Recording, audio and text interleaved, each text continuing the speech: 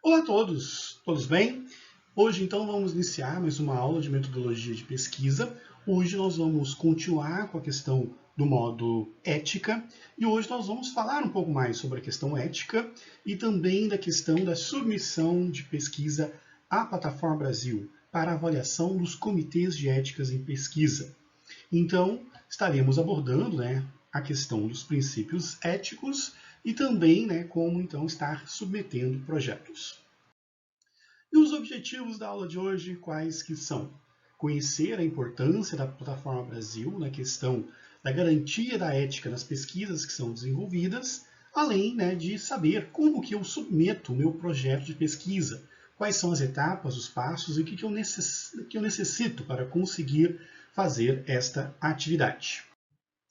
Bom, e antes de iniciar a questão de como a gente procede na questão da Plataforma Brasil, vamos falar um pouco sobre a questão do Comitê de Ética, até mesmo para justificar os motivos da gente estar submetendo nossas pesquisas às questões éticas determinadas pelos comitês de éticas em pesquisa.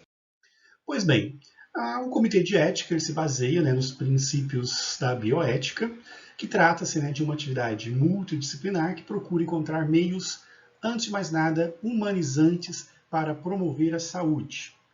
Isto porque na nossa história a gente já teve momentos que, infelizmente, nós passamos por situações onde a pesquisa científica ela agrediu, vamos assim dizer, os seres humanos, principalmente na época da Segunda Guerra, com a comunidade judaica. E frente a isso e frente ao risco também de outros procedimentos que envolvesse etnias e também classes econômicas desfavorecidas, é que surgiu então a necessidade de adotar princípios bioéticos para a pesquisa. E os pilares da questão dos princípios da bioética são a autonomia, ou seja, o respeito aos direitos, dignidade, privacidade e liberdade, que se traduz na pesquisa pela questão básica inicial que diz respeito à pessoa aceitar participar da pesquisa. Por isso que nós temos que criar, como vocês já criaram, um termo de consentimento livre e esclarecido. Com qual intuito e intenção aquele documento? Deixar a pessoa ciente de quais são os seus direitos, da preservação da sua dignidade, privacidade e liberdade, e ela estando de acordo com aquilo que a gente apresenta durante o trâmite da pesquisa, ela vai apresentar autonomia para saber se aceita ou não e se sente segura ou não com relação aos seus direitos, dignidade, privacidade e liberdade. O segundo princípio da bioética é da beneficência. Toda pesquisa ela precisa trazer algum tipo de benefício e que seja um benefício o maior possível. Não faz sentido você fazer uma pesquisa simplesmente por fazer, ou simplesmente para ver o que acontece.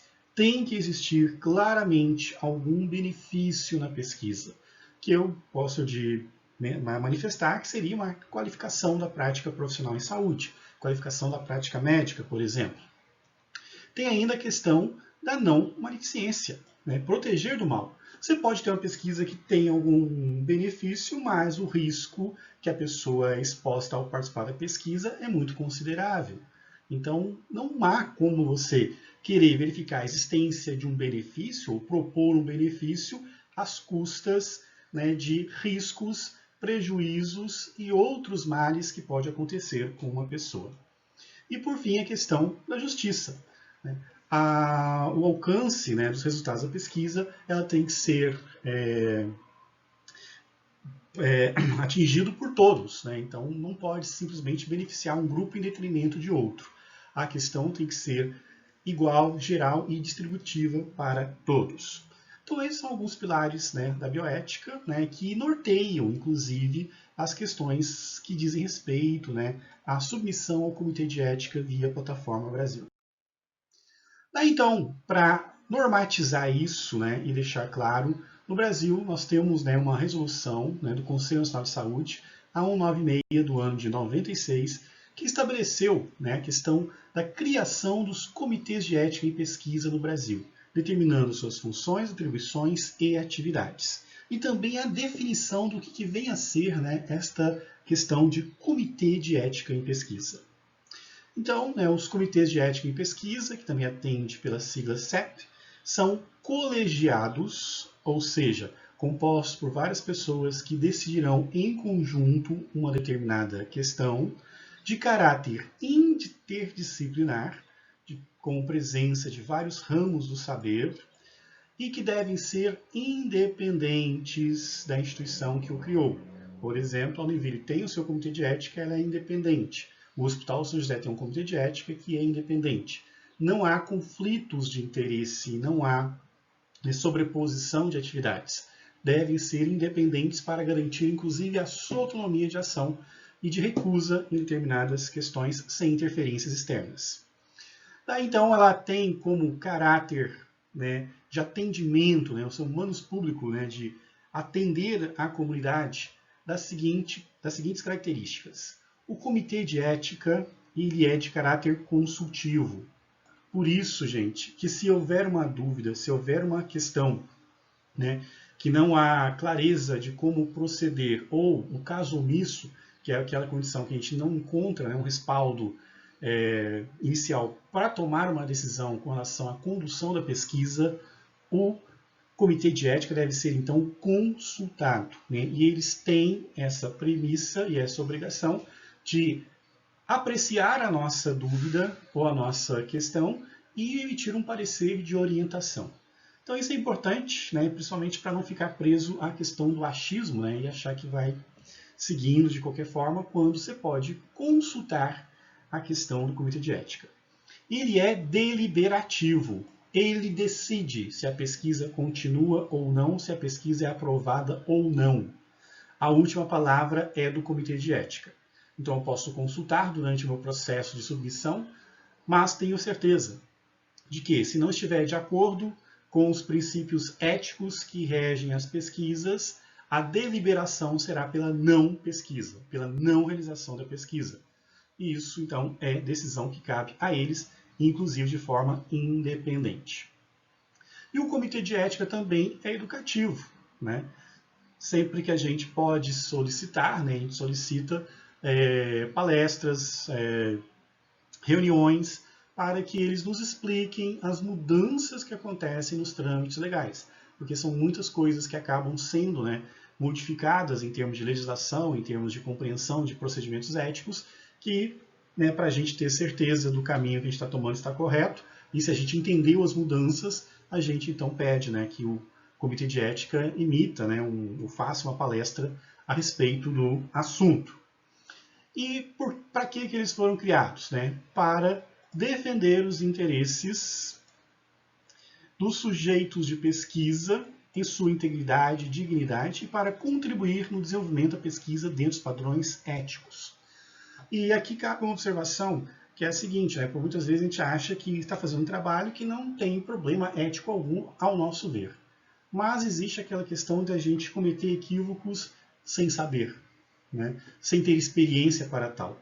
E o comitê de ética tem essa função, né? De contribuir com a experiência deles e nos alertar que aquele procedimento que a gente quer fazer não é adequado, não é correto e pode gerar problemas, né? Que vão desde afetações que acontecem com o sujeito de pesquisa ou até mesmo questões jurídicas que podem acontecer. Então esta é a definição que nós temos, né, do comitê de ética com as suas atribuições e definições. E toda pesquisa que envolve seres humanos deverá ser submetida à apreciação do CEP. E as instituições nos quais realizam pesquisas envolvendo seres humanos deverão constituir um ou mais CEPs conforme as suas necessidades. Então, uma instituição que realiza, né, pesquisa, assim como a Univille realiza, assim como o Hospital São José tem o departamento, né, de pesquisa, eles precisam, né, criar os seus comitês de éticas para as devidas apreciações. Bom, ainda sobre a questão dos comitês de ética no Brasil, né, qual é o organograma que existe, né? São entidades, então, que eu falei, que são autônomas nas instituições, mas estão vinculadas à questão da Comissão Nacional de Ética em Pesquisa, ao Conselho Nacional de Saúde e ao Ministério da Saúde. Todas as pendências não resolvidas por um CEP podem ser encaminhadas ao Conselho Nacional, CONEP, que ainda persistindo o impasse pode ser levado ao Conselho Nacional de Saúde e, por fim, uma palavra final do Ministério da Saúde. Vivemos uma época de muitas pesquisas voltadas para a questão da pandemia e muitas geravam dúvidas sobre a questão ética, não consensuadas pelos CEPs que passaram por CONEP, até mesmo pedindo uma apreciação ou uma moção de apoio pelo Conselho Nacional de Saúde, que também, no seu entendimento, jogou a questão para ser avaliada em termos legais, jurídicos e demais avaliações para o Ministério da Saúde. Então, essa é o organograma que nós temos, hierárquico, com relação à ética em pesquisa no Brasil. E quais são as atribuições do CEP, segundo a Resolução 196, e suas resoluções complementares? Fazer uma revisão ética e científica dos protocolos de pesquisa com seres humanos. Então, periodicamente, existem protocolos que normatizam como devem ser as pesquisas dos seres humanos, e esta revisão deve ser constante, até porque o mundo muda constantemente, e temos questões inesperadas que surgem com a pandemia, então há necessidade de uma revisão desses protocolos.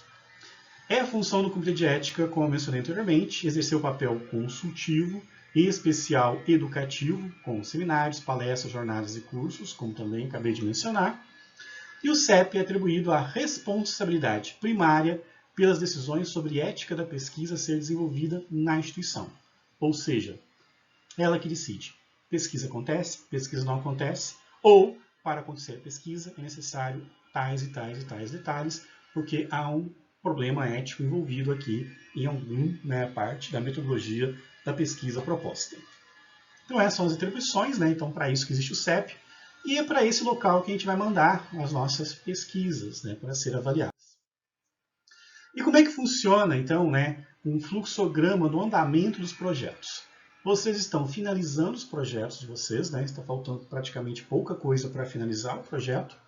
Então o projeto deverá ser encaminhado ao Comitê de Ética, via Plataforma Brasil, onde será nomeado 2 relatores de forma anônima, que a gente não conhece, é uma avaliação à cega, do qual é feito, então, uma apreciação por esses relatores, 2, que vão fazer os seus pareceres e numa reunião colegiada, conjunta, os 2 relatores apresentam o que eles entenderam sobre as questões da pesquisa e pede apreciação do conjunto. Pode acontecer, inclusive, dos 2 apresentarem pareceres diferenciados, visões diferenciadas, mas a decisão acaba sendo coletiva. Uma vez que isso acontece, então, nós temos a resposta do CEP, que vem via Plataforma Brasil, e lá vai ter as seguintes situações. Aprovado, então posso fazer a pesquisa. Pendente, falta alguma questão a ser feita, ou seja, um termo de consentimento, ou seja, na parte metodológica, ou uma informação que faltou, ou o projeto é recusado. Existe uma questão ética bem forte, que é ferida no desenvolvimento e que, por isso, não tem condições, mesmo com ajustes. São as 3 opções que tem. A mais comum é vir com pendências, e a gente, então, fazer as adequações para uma aprovação posterior. Os comitês de ética se reúnem mensalmente, então isso é um prazo que a gente precisa esperar para se ter o trâmite legal aprovado para o início do projeto. Não pode, em hipótese alguma, fazer qualquer coleta de dados, seja qual for a metodologia empregada, sem ter a aprovação do comitê de ética. Pois bem, alguns projetos especiais podem ser enviados para o CONEP, aquela questão que eu comentei com vocês, de talvez uma necessidade de uma avaliação mais apurada em uma instância superior. Bom, projetos que devem ser submetidos e quem deve fazê-lo. Então, quais são as características dos projetos que devem ir para um comitê de ética e pesquisa e quem deve fazê-lo? Essa é uma pergunta bastante comum, e é importante que se esclareça e deixe claro quais são as funções de cada um, orientador específico e orientandos. Então prestem muita atenção, porque certas atividades quem deverá fazer é o orientador específico, outras atividades serão vocês. Bom, Então, os projetos de pesquisa envolvendo seres humanos e também animais, né, que seguem uma regra um pouco diferente, na sua integridade e parte, de qualquer área do conhecimento, devem ser submetidos. Então, a primeira pergunta está aqui respondida. Então, qualquer projeto que envolva seres humanos, não necessariamente o ser humano na sua integridade na minha frente. Dados dos seres humanos que eu vou utilizar também. Né? Qualquer forma de exposição, né? Ativa ou passiva. Né? Então, envolve dados dos seres humanos, né? Envolve alguma coisa que foi retirada de um ser humano, tem que ser submetido ao Comitê de Ética e Pesquisa. E quem faz, né, a submissão do projeto é o pesquisador responsável, ou seja, no caso de vocês, o orientador específico. É ele que deve iniciar.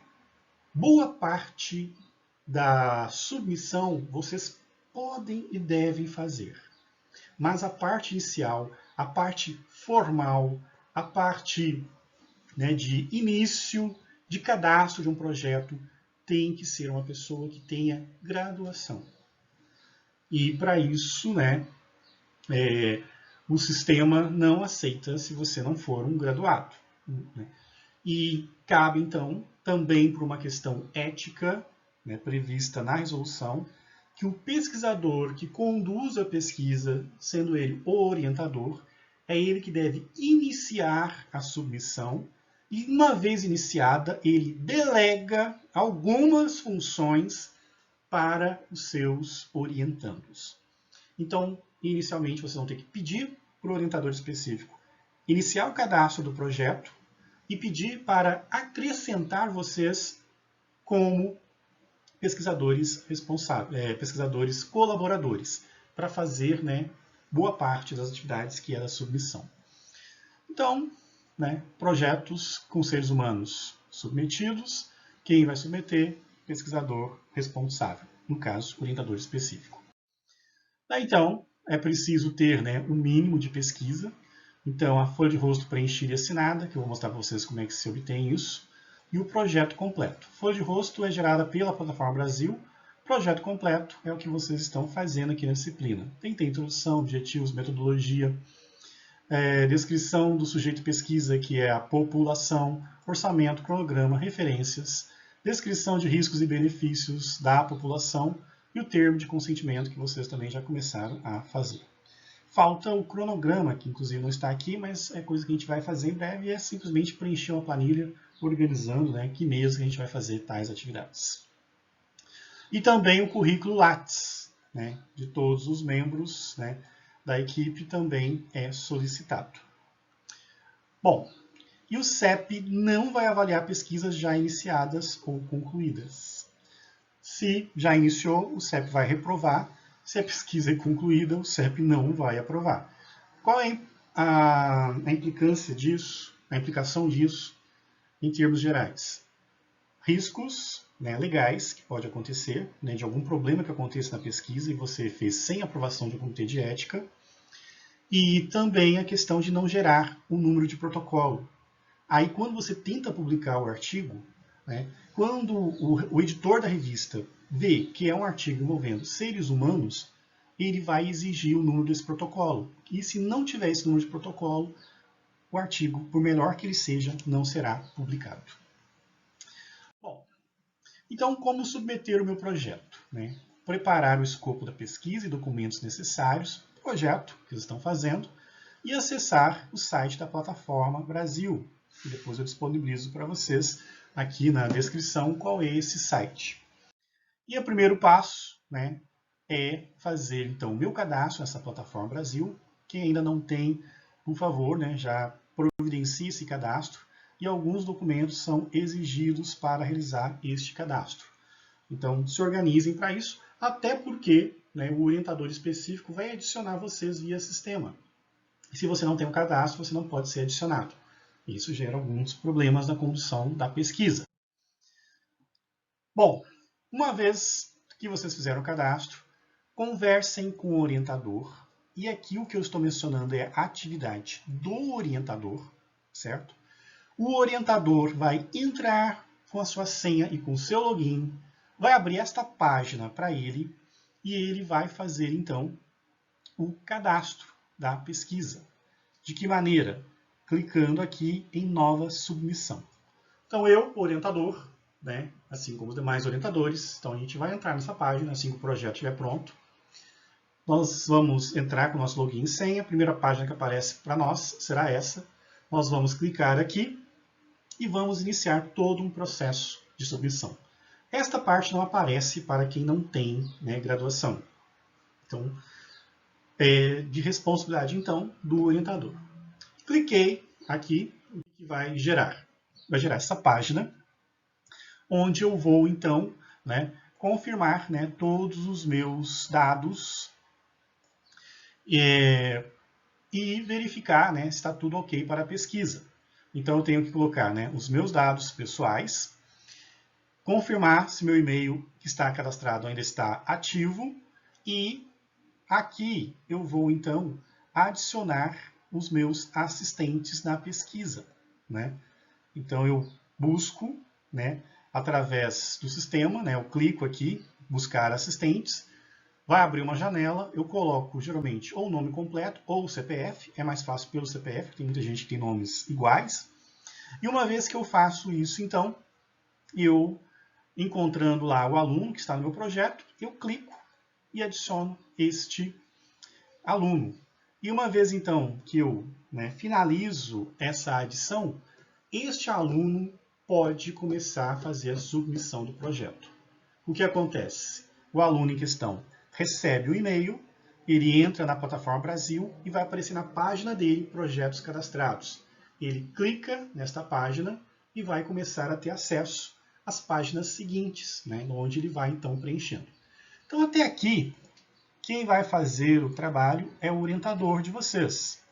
Uma vez que ele adicionou vocês, o que acontece? Vocês terão acesso então à página do projeto, você pode entrar direto também na plataforma Brasil, vai aparecer na primeira página o nome do projeto, clica lá no lapisinho que aparece e vocês vão começar, então, lapisinho, símbolo de lápis, né? E clicando lá, vocês podem, então, ter acesso ao projeto e começam a trabalhar nele. E como é que isso funciona, né? Bom, então, uma vez, né, que está adicionado, né, aqui ainda continua a tarefa do orientador, para ele sacramentar essa função, né?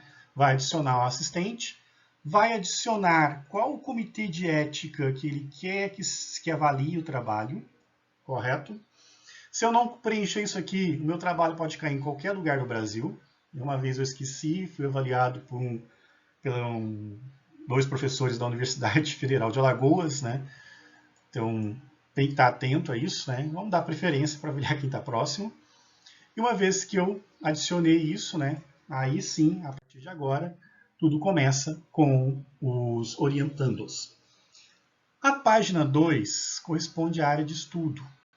É uma parte muito específica para alguns tipos de pesquisa, como, por exemplo, pesquisas avançadas em genética, pesquisas, né, com reprodução humana, desenvolvimento de equipamentos e dispositivos terapêuticos, novos procedimentos terapêuticos invasivos, como técnicas cirúrgicas, estudo com populações indígenas, né?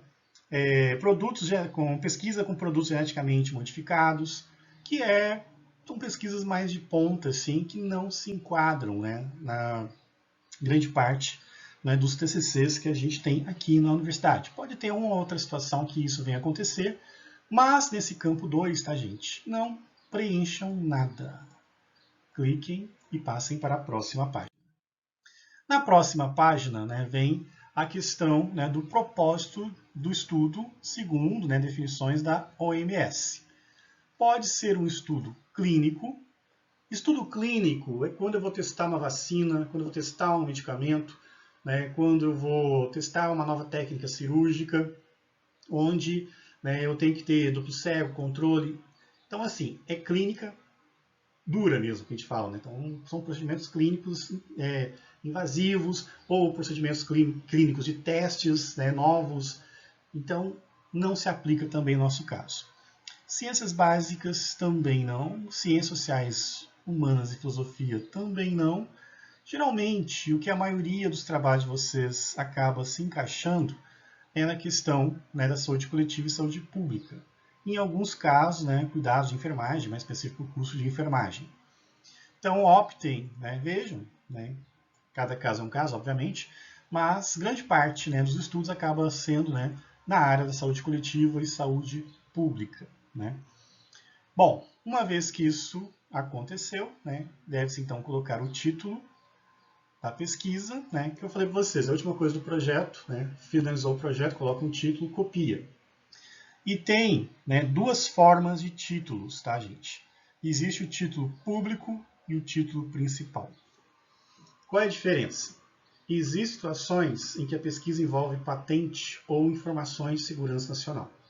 Como aconteceu recentemente, estavam testando um medicamento contra o coronavírus e eles não queriam expor quem era a medicação, apesar de todo mundo depois descobriu que era a Anitta, né?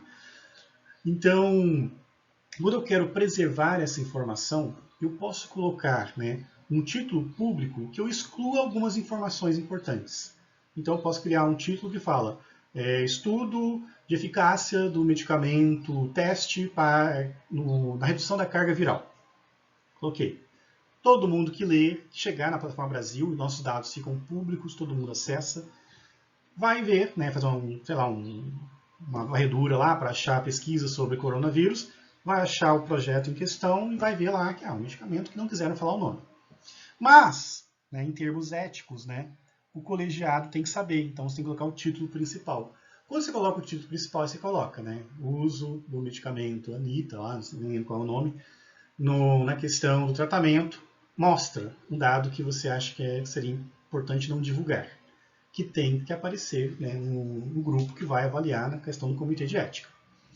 Se não existe patente e nada de segurança nacional envolvido na pesquisa de vocês, o que deve ser feito? Copia os títulos, tá, gente? Só copiar, mesmo título, copia e coloca. Não tem problema de repetir. E vocês vão observar que em Plataforma Brasil a gente repete algumas vezes, né, alguns procedimentos. É natural, né, e tem essas necessidades.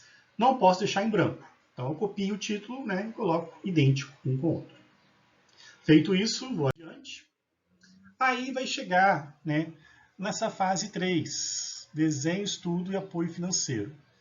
Como não é estudo clínico, o que acontece? Não é para preencher nada disso.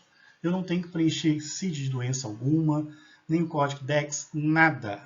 Isso aqui é reservado para pesquisa clínicas. Teste de medicamento, testes invasivos, vacina, isso, porque aí eu vou ter que cadastrar a doença certinho, observar, né, ter vários parâmetros. Então, no caso de vocês, como também não tem esse nível de inovação, pulem essa parte e não percam tempo tentando acessar essa parte, porque ela foi cancelada, porque lá no começo você colocou que era saúde pública e saúde coletiva. Se você colocar que é clínico, você vai ter que responder um monte de coisa que depois você vai ver que não se aplica à pesquisa de vocês, né? Então fiquem atentos a esse detalhe. Caso algum dia faça uma pesquisa clínica de fato, com duplo cego, placebo, né, para ver eficácia, né, de um procedimento ou de um medicamento, aí sim essa parte deverá ser preenchida. Aí então é clicar no próximo, sem problema algum. Daí vai vir, né, a fase seguinte, e nessa fase seguinte começa a detalhar a questão do projeto. Então, primeira coisa que eles pedem é o desenho do estudo, que é a mesma coisa que delineamento do estudo. Copia e cola, tá, gente? Pode copiar lá da primeira parte lá do template do projeto, cola aqui. Depois a segunda parte é financiamento, que é obrigatório. Coloquem, se não houver algum patrocinador ou coisa do tipo, coloquem financiamento próprio e adicionem o financiamento. Nesse caso, financiamento próprio, né, vocês vão colocar que é transporte e chuta um valor, né? Xerox, né, tantos, pode fazer um cálculo por alto, né? Xerox vão gastar tanto, translado, combustível, gastar tanto, mas é obrigatório. Tem que colocar, algum gasto tem que ter, né? Então coloquem as palavras-chave, né, que vocês usaram na pesquisa, que pede também lá no projeto, só colocar também, né, e ir adicionando. E lembrando que o restante das etapas, né, vai envolver, né, tudo aquilo que está no nosso projeto. Alguns nomes mudam, mas é a mesma coisa. Isso existe para atender questões de pesquisa na área humana e na área biológica e outras áreas, que mudam alguns termos, então na plataforma Brasil eles dão essa misturada para todo mundo se sentir contemplado. Bom, então segue as etapas, né? Então, o resumo da pesquisa, fazer em torno de 400 palavras. Então, do projeto, né? As últimas etapas do projeto em fazer o resumo, né? Copia e cola, joga aqui. Introdução, gente, é a mesma coisa que justificativa, tá? Então, copia e cola aqui. As hipóteses também, tem a parte do projeto, copia e cola aqui. Daí, objetivo primário é o mesmo que objetivo geral, copia e cola. Objetivo secundário é a mesma coisa que objetivo específico, copia e cola.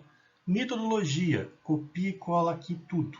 Ah, mas eu já coloquei delineamento antes. Coloca tudo aqui. Coloca. Repete, repete. E vai repetir mais vezes ainda, que vocês vão ver mais adiante. Mas por que disso? Porque eu tenho que ter isso em plataforma online e eu preciso disso ter depois na versão que vocês estão fazendo, né? Que será anexado para confrontar. Porque tem gente que coloca uma coisa aqui e coloca o projeto de outra forma, sabendo que o que está colocando em uma das formas, né, é antiético. Então, o que se faz? Você pede todas as versões possíveis do seu projeto e eles vão analisar, para ver se não tem diferenças, né, e se não teve uma tentativa de ludibriar o comitê de ética. Infelizmente, acontece. Então, são fases de copia e cola aqui, correto? Critérios de inclusão, né? Copia e cola, o que já foi feito lá na metodologia. Se for uma questão de não se aplicar, coloca. Critérios de exclusão, copia e cola. Riscos, já está inclusive também no termo de consentimento. Benefícios, copiar e colar, gente. Então é basicamente isso que tem que ser feito. Metodologia de análise de dados, né? Aí você vai copiar o parágrafo que fala da análise das variáveis dependentes e independentes. Então, vai repetir de novo? Vai, copia e cola aqui. Desfecho primário são os resultados esperados da pesquisa. Copia e cola aqui. Desfecho secundário, você pode colocar, não se aplica. Mas se tiver algum desfecho secundário que o orientador específico comente com vocês, vocês podem colocar também. O tamanho da amostra, coloquem aqui. E assim vai seguindo, né, a pesquisa. Né? Data do primeiro recrutamento, não precisa colocar, ainda mais em tempos de pandemia que a gente não tem certeza, né, de datas ainda. Segue a análise, né? Então, país de recrutamento, né? Acho que todos aqui vão fazer mesmo no Brasil, né? Repete o número de participantes, coloca de novo, tá? Se for internacional, coloque o país, caso isso aconteça, tá? Mas se não, deixe só o Brasil, continua. Daí chegamos na fase 5, né? Fase 5, haverá fontes secundárias de dados, prontuários. Quem for trabalhar com prontuário, sim, e explica que são esses dados, né? Então, é banco de dados obtido não sei aonde, questionário aplicado, então, coloca, explica de onde vai vir esses dados, né? O número de envolvidos, repete de novo. Daí vai pedir os grupos, né? Daí a gente coloca, né, divisão igual, né? Se for o caso. Estudo multicêntrico, o que é isso? É um estudo que tem várias universidades participando. Se for o caso de vocês, sim, inclua as universidades. Se for um estudo só de Joinville, coloca, né, que não é multicêntrico. Né? E né, se tem uma instituição co-participante, acrescenta também. Caso São José, pode colocar questão da Secretaria Municipal de Saúde, mesma coisa com as UBS, né, e assim por diante. É só clicar, né, e pelo CNPJ achar, ou até mesmo digitando os iniciais do nome, você pode encontrar. Bom, daí, questão do TCLE, se propõe dispensa ou não, aí vocês coloquem. Se for proposto a dispensa, explique por que não vai ter termo de consentimento livre esclarecido. Ah, mas é uma coisa muito óbvia, vou pegar de prontuário. Eles não querem saber disso, querem que você escreva. Até mesmo coisas que sejam, né, bem claras, mas é necessário. É importante também, né, que tudo seja documentado. Se haverá retenção de amostras para armazenamento em banco, né, sangue, células, alguma coisa do tipo, né, caso aconteça sim, caso aconteça não. O cronograma, né, que depois eu vou mostrar para vocês como que faz, né, para depois a gente adicionar. né? A gente coloca mês a mês, como a gente vai desenvolver esse projeto. Orçamento financeiro, de novo, coloca, né? Coloca as despesas. Então, que despesas nós teremos, né? Geralmente é cópia, translado, né? Reagente, alguma coisa que vai precisar. E coloque valores estimados, né? Daí aqui não é mais obrigatório, né? Outras informações, né? Mas caso seja importante, coloque. E a bibliografia, que é as referências bibliográficas, que é outro copia e cola nesta região aqui. Certo? Então é isto. E feito isso, vocês vão clicar, né? Aqui só para explicar, né, a questão do orçamento, né? Então você vai colocar a identificação, vai selecionar o tipo, né, vem as opções, e o valor, né, que você acha que deverá ser, né, empregado. Qual a importância disso também? É porque teve tempos já que houve lavagem de dinheiro usando pesquisas, né, fraudulentas. Então, por isso, né, se eu tiver uma pesquisa muito simples, que eu vou só imprimir questionário, né, ou só pegar, né, um ônibus para ir para o local, e eu tenho que escrever isso. É obrigatório, todas as pesquisas.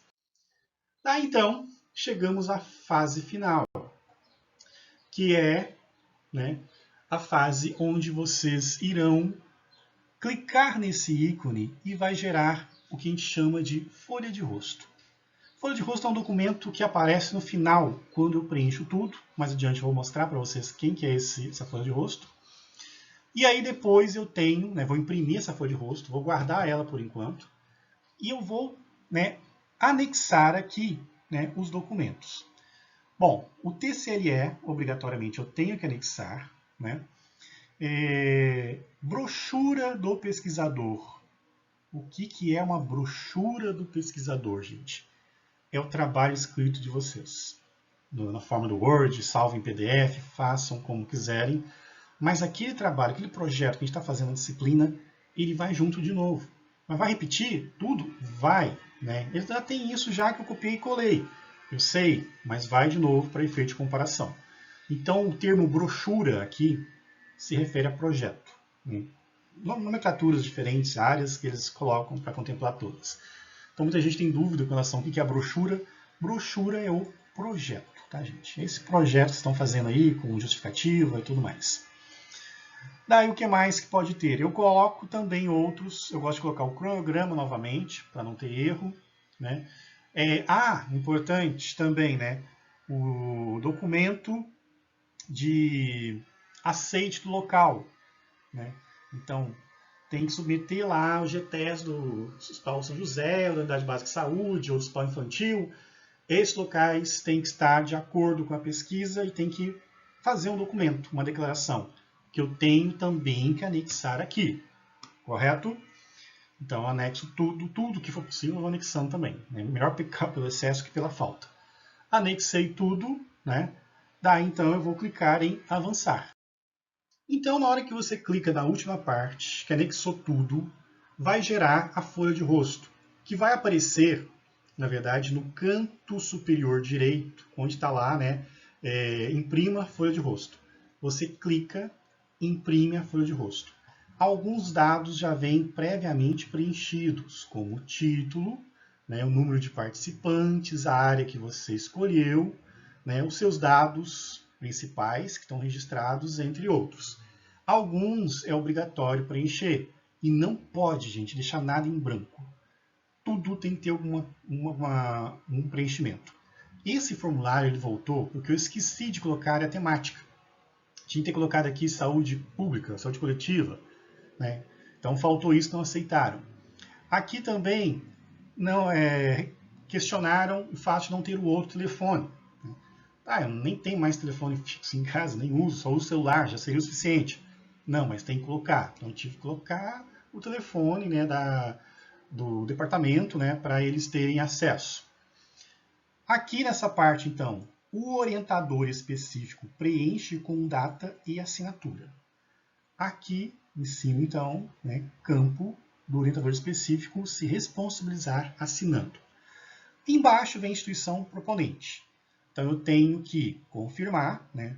Então, vejo os dados, né? Fundação Educacional Joinville, CNPJ. Também ficou em branco aqui, reclamaram. Então, eu tinha que colocar Departamento de Medicina, que é onde estava vinculada a pesquisa. Veio o telefone do departamento e outro telefone. Tem que preencher também, não pode ficar nada em branco. Tive que colocar o telefone geral do Univille, né? Deixei. E aqui, né, responsável, quem assina e coloca os seus dados é o coordenador do curso, no caso de medicina, que é o Dr. Tiago. Então, o Dr. Tiago ele vem, assina, coloca o CPF, né, descreve que é o coordenador do curso, né, coloca a data e assina o documento. Esta parte aqui, quem, né, faz a responsabilização é o coordenador do curso. Então, tem duas partes, né, para ser preenchida. Fiz isso, vou conferir se eu não deixei nenhum campo em branco. Vou escanear esse documento e vou colocar lá de novo na plataforma Brasil. Então a folha de rosto devidamente preenchida, que aqui só mostrando para vocês, né, eu obtenho aqui em imprimir. Então eu vou clicar aqui, vou imprimir, pegar aquelas assinaturas, colocar aqueles dados que eu comentei com vocês. Eu deverei posteriormente ou bater uma foto ou escanear aquele documento e fazer, né, o seu anexo nesta parte aqui. Então eu vou anexar então, a folha de rosto aqui e juntamente com os demais anexos e tudo preenchido adequadamente, está pronto. Aí termina a parte de vocês. Porque para vocês não vai aparecer esse botão. Esse botão aparece somente para quem cadastrou a pesquisa, que é o orientador específico. Então, feito essa parte, concluiu tudo isso, né? Entre em contato com o orientador específico e fale, anexamos a folha de rosto. Tudo pronto. Aí ele vai entrar com seu login e senha, vai clicar aqui e estará submetido ao comitê de ética. Aí temos que esperar a reunião do comitê de ética para ver a decisão e o que vai acontecer. Vai acontecer, então, de gerar um parecer. Nesse caso aqui, foi um parecer que eu não tive aprovação de primeira. Então, eles vão colocar várias considerações e vão dizer o que eu preciso fazer. Feito isso, então, né, vou pegar o projeto, vou rever o que eles estão pedindo, né, colocar conforme eles pedem. E para dar a resposta, então, ao comitê de ética, né, eu gosto de fazer o documento nesse formato aqui, onde eu pego exatamente a pendência, como eles falaram, digo a página do relatório onde encontra a citação da pendência, como eles fizeram, literalmente um copia e cola, e faço as minhas considerações, dizendo o que eu arrumei, como arrumei, né, e dizendo, né, que desta forma não haverá demais problemas. Isso para cada uma, né, das condições que eles elencam. Feito isso, né, resubmeto, faço um novo anexo, né, resubmeto e espero. Aí eu posso ter então a aprovação do comitê de ética.